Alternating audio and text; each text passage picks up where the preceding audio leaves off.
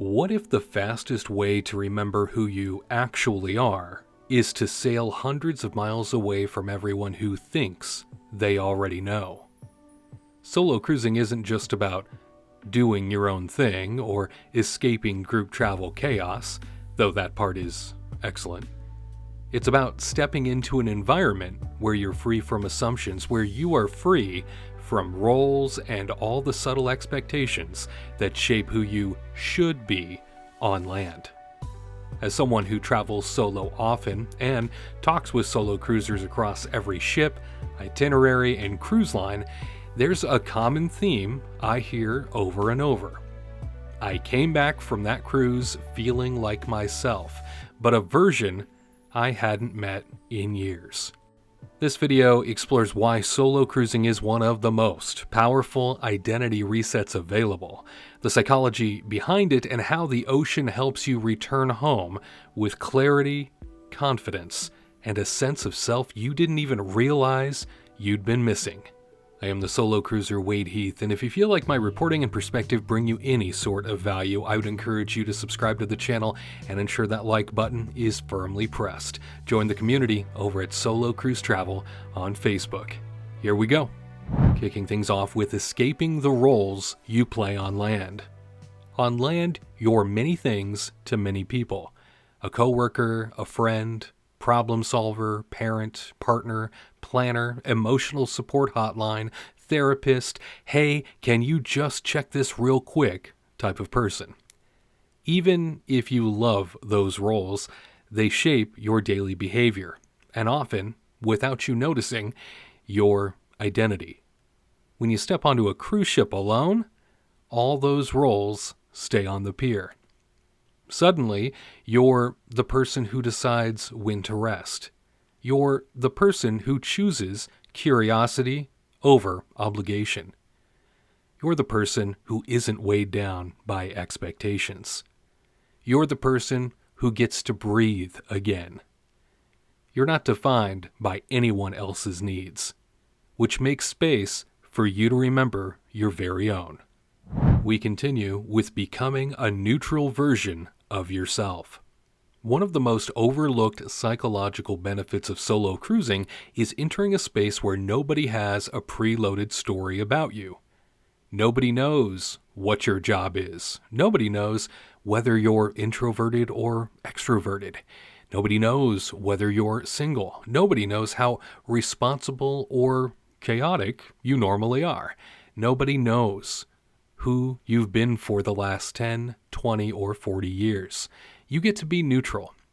You're a blank slate, a version of yourself unshaped by anyone else's expectations. And here's the beautiful thing.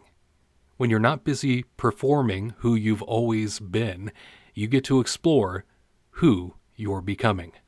Moving along, the ocean makes self-reflection unavoidable in the best way. There's something about staring at an endless horizon that forces your brain to zoom out on your own life. Neuroscience calls this an awe state, AWE. Moments where your brain quiets the noise, widens your perspective, and lets deeper truths bubble up. It's why so many solo cruisers say things like, I realized what I truly want. I remembered a dream I'd forgotten. Or, I finally exhaled.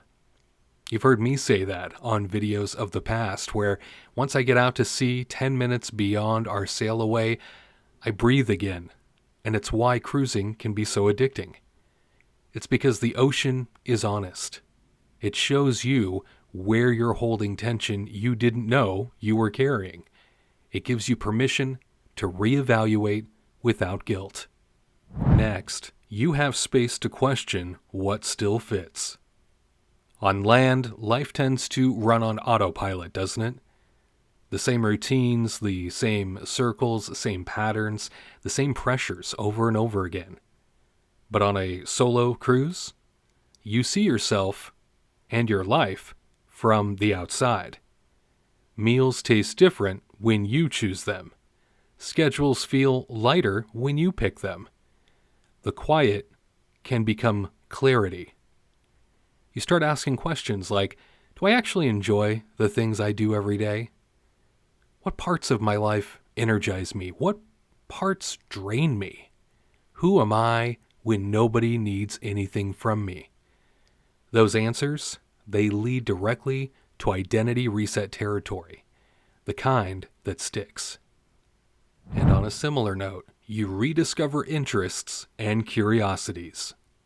Solo cruises awaken parts of you that were probably buried under work and responsibilities or just the daily grind that you have to put up with. Maybe you fall in love with live music again. Perhaps you rediscover your love for sunrise coffee. You remember how much you enjoy journaling. You realize you're actually pretty adventurous when given the opportunity. You find out you love long conversations with strangers, getting to know people, getting to know their own aspirations, their own adventures, their own moments of joy. Or you learn you prefer total silence and headphones. Whatever it is, you're reconnecting with forgotten pieces of yourself. That's identity work right there. Just the fun version. Moving ahead, doing things alone rebuilds inner trust. There's a special kind of confidence that comes from navigating a cruise solo. You booked the trip. You boarded the ship. You explored. You're the one who made decisions. You solved all the problems. You enjoyed your own company. That's self-efficacy, something I've mentioned in a prior video. The psychological trait that says, I can trust myself with my own life. A solo cruise gives you so many of these opportunities, gives you so many options when it comes to self-efficacy. When you trust yourself deeply, your identity becomes more secure and less dependent on external approval. In this day and age, where everybody is looking to be loved, where everyone is looking for constant approval, for some sort of validation, especially during the day-to-day grind that you and I know so well. That approval doesn't have to come from anybody in order to feel good. When you can find it within yourself, when you can validate who you are, you win. And finally, you return home as a calmer, clearer version of you. The best part of an identity reset cruise might just be the re-entry. You walk off the ship feeling clearer about what you want, calmer about what you don't want, more aligned with yourself, more energized, and more grounded. You don't return as a new person.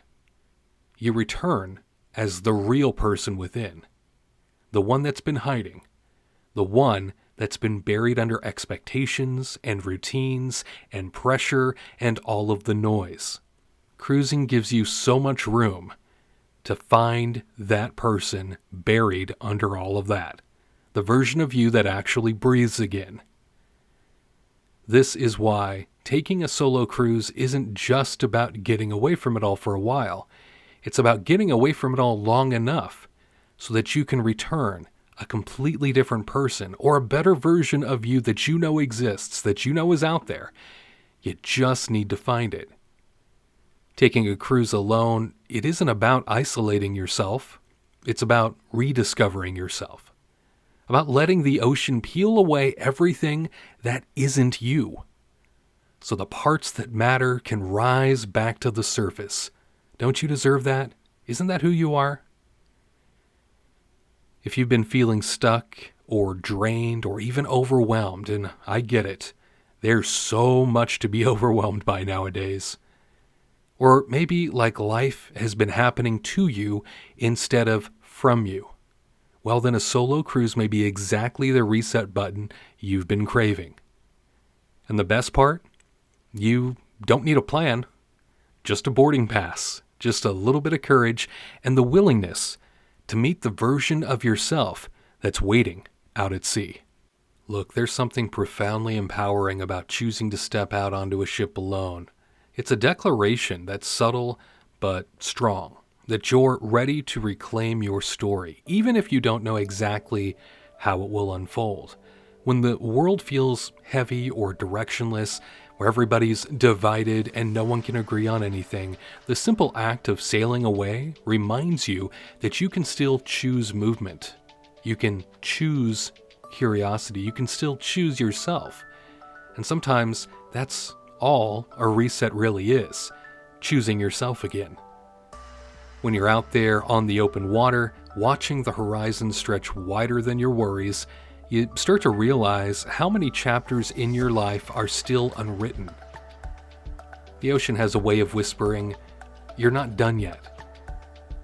It invites you to dream without boundaries, to imagine big changes, gentle changes, or surprising chances you may not have felt brave enough to consider on land. A solo cruise gives you the space to believe in possibilities again. And when you return home, sun-kissed and rested, and carrying a quiet confidence that wasn't there before, you bring more than memories. You bring perspective. You bring a softer heart and a stronger spine. You bring the understanding that who you are is not fixed, and that reinvention is always available. Every cruise may not transform your entire life, but each one will remind you that you're allowed to evolve, allowed to expand. You are allowed to step into a version of yourself that feels truer, braver, and more alive. Are you someone who has found an identity reset while taking a solo cruise? Are you an individual that finds solo travel really helps to push away all of that extra noise that on land you just can't seem to escape? I'd be interested to hear which parts of a solo cruise you like the most and what has allowed you to become the better version of you. Let me know in the comments. Again, we're a community over at the Solo Cruise Travel on Facebook. I'd invite you to join us every day with different questions, different polls, different opportunities to engage and learn from each other.